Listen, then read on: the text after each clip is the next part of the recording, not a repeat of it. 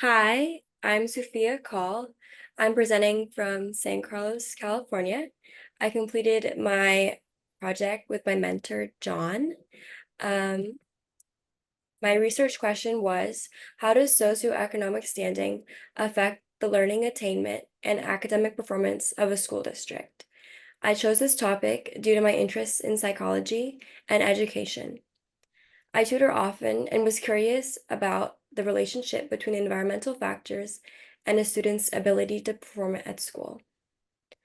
My hypothesis was school districts with higher socioeconomic status, in comparisons with school districts with lower socioeconomic status, will have a higher grade level performance and learning attainment. Before we begin, I just want to introduce some operational definitions.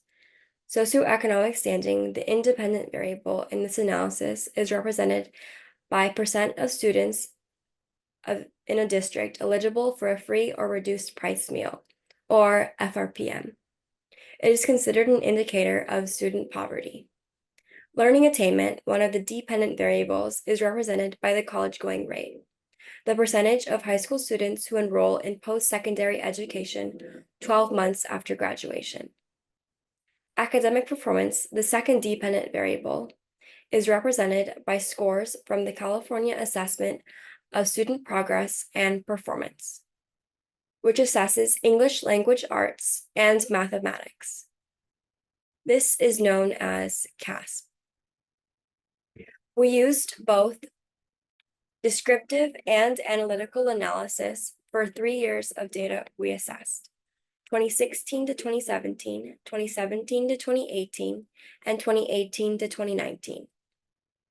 Descriptive was mean, median, mode, and standard deviation across all districts within each year.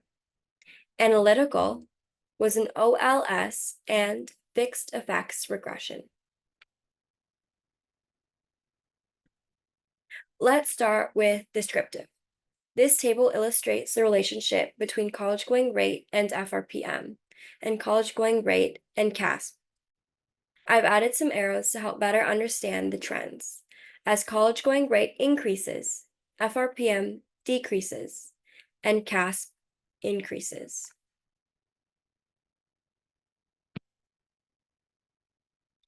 This second table illustrates the relationship between CASP and FRPM, and CASP and college-going rate.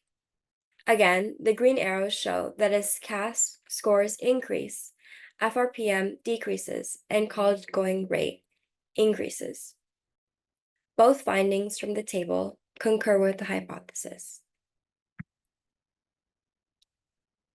Now, on to analytical results. For this table, we used 3 different regression models. Model 1 was an ordinary linear regression, shown in green. It does not account for any bias in the data. Model 2 was a school district fixed effect model, shown in blue. It accounts for biases in the data that may occur due to, perhaps, differing environments between school districts. That would produce differing results. Model 3 was a school district and year fixed effects model, shown in pink. On top of school district fixed effect, it accounts for variances in the data between years. The main takeaway from this table is there's a strong relationship between CASP and FRPM.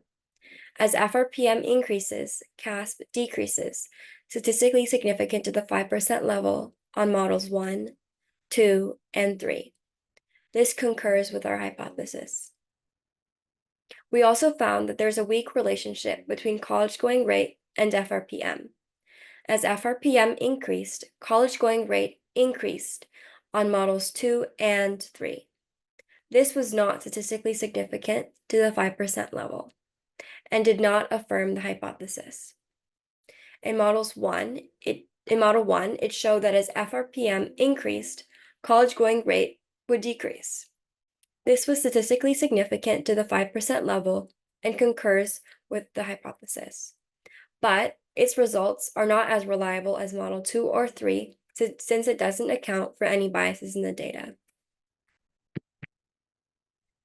This is the last part of the analytical results. This plot is from Model 3 of the previous table. It illustrates the predicted CAF score based on FRPM. Smaller error bars indicate higher confidence in the score. It clearly shows that as FRPM increases, CAS is predicted to decrease.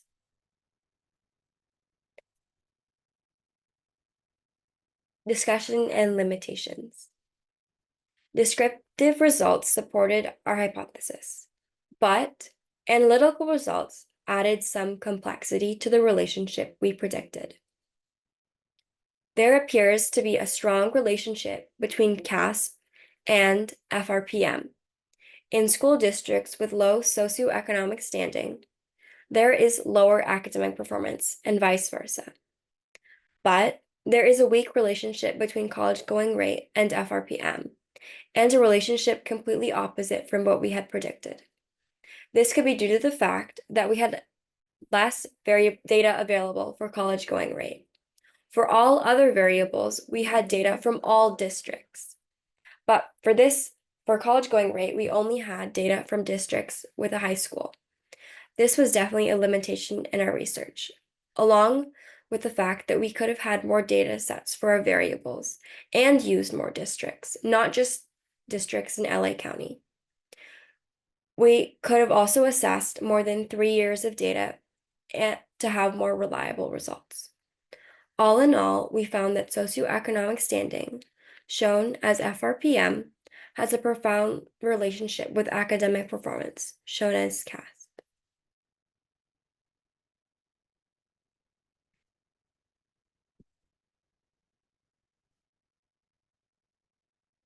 Any questions? Yes. Oh, sorry. I apologize. I didn't know. I Please feel free to put any questions in the Q&A.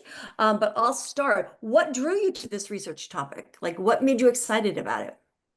I've had a lot of interest in like psychology. I've taken multiple courses in psychology, and I've also tutored a lot, and I was seeing like relationships between um, both of those topics in the students I tutored. Okay. And how might your findings inform like educational policies to reduce the disparities between different communities? I think there definitely has to be slightly more research to like affirm the connections, but I definitely think that there has to be consideration of how to improve the socioeconomic standing or resources available to students in order to bolster their academic performance in school. Okay.